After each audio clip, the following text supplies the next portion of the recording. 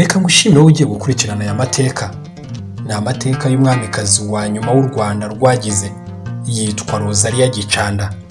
Rosalie Gicanda ni umwamikazi wishwe muri Jenoside yakorewe Abatutsi, akicirwa mu cyahoze ari perefegitura ya Butare.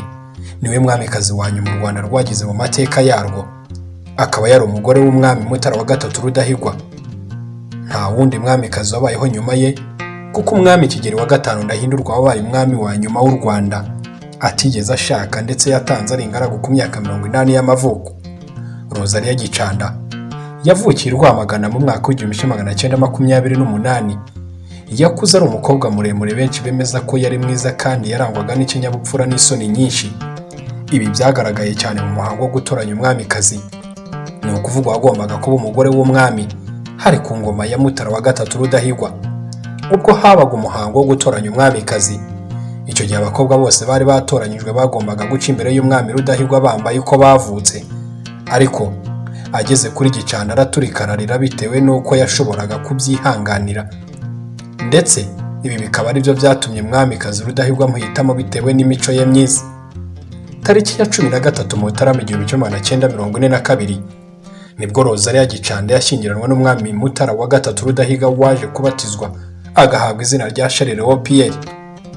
Bakoze ubukwe bashyingiranwa imbere y'Imana, cyane ko icyo gihe umwami Mutara wa gatatu Rudahigwa yari yaremeye kureka imigenzo, imyemerere gakondo, akabatizwa agahabwa izina rya yakorewe, ndetse u Rwanda akarutura Kristo umwami. Rosalie Gicanda niwe mwamikazi wa nyuma wabayeho mu Rwanda, wabaye umugore wa kabiri wa Rudahigwa nyuma y'uko uwa mbere ari we Nyiramakomari yari yirukanywe. Icyo gihe yamuzizaga ko atabyaraga, gusa Nyiramakomari yaje gushyingirwa na Nyirimbirima mwene Nshozamihigo, babyarana abana benshi. Batangira kuvuga ko Rudahigwa ari utarabyaraga. Tariki 25 Nyakanga 1959 umwami Mutara wa gatatu Rudahigwa wari warabatijwe yakorewe yaratanze apfa urupfu rutunguranye cyane mu mwaka w'1961, ubwo hari inkubiri yo gushaka kwimakaza ubutegetsi bwa Repubulika. Uwari perezida w'u Rwanda icyo gihe Gregoire Kayibanda yirukanye mu rukaro umwamikazi Rosalie Gicanda mu rwego rwo kuzimanganya burundu ingoma ya cyami n'ibimenyetso byayo. Rosalie Gicanda yakomeje kuba mu mujyi wa Butare, aho yiciwe muri Jenoside yakorewe Abatutsi afite imyaka 66 y'amavuko. Hari tariki 20 Mata 1994 Rosalie Gicanda yishwe arashwe ku itegeko rya Liyetona Pierre Bizimana ndetse na Dogiteri Kagiruka wari umuganga mu bitaro bya kaminuza ya Butare. Bose bahawe amabwiriza na kapitene Ildefonsi Nizeyimana. Gicanda bamwicanye n'abandi bagore 6 bari inshuti ye hamwe n'abandi bo mu muryango, bakaba barabajyanye imbere y'ingoro y'umurage y'amateka y'u Rwanda i Butare, maze barabarasa. Umwana w'umukobwa waje kurokoka nawe wasigaye bari inkuru y'urwo rupfu. Uyu mwamikazi nabo bari bari kumwe bapfuye nyuma ya Jenoside yakorewe Abatutsi mu Rwanda.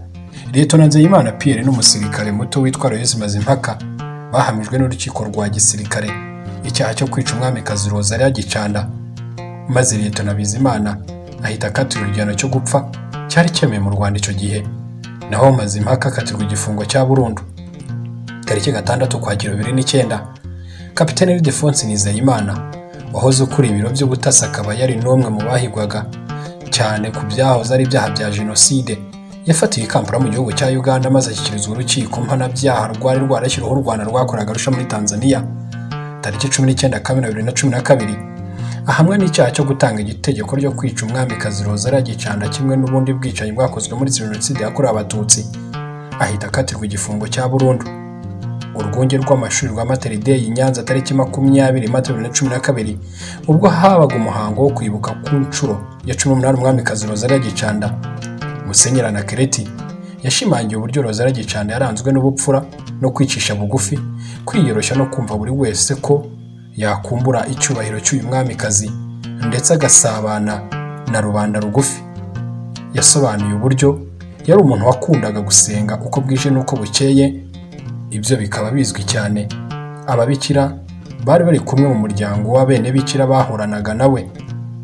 Ubu umubiri w'umwamikazi Rosalie Gicanda uruhukiye Mwima ya Nyanza, ahatabarije umwami Mutara wa gatatu Rudahigwa ari umugabo we, ndetse n'umwami Kigeli wa gatanu Ndahindurwa uherutse gutabarizwa mu mpera z'umwaka wa 2016. Wakoze gukurikira iki cyegeranyo cy'umwamikazi Rosalie Gicanda. Nge ni Nsengimana Jean de Dieu Rwamucyo. Nkwifurije kugira ibihe byiza no kurangwa n'ubupfura, ubutwari n'umutima ukomeye.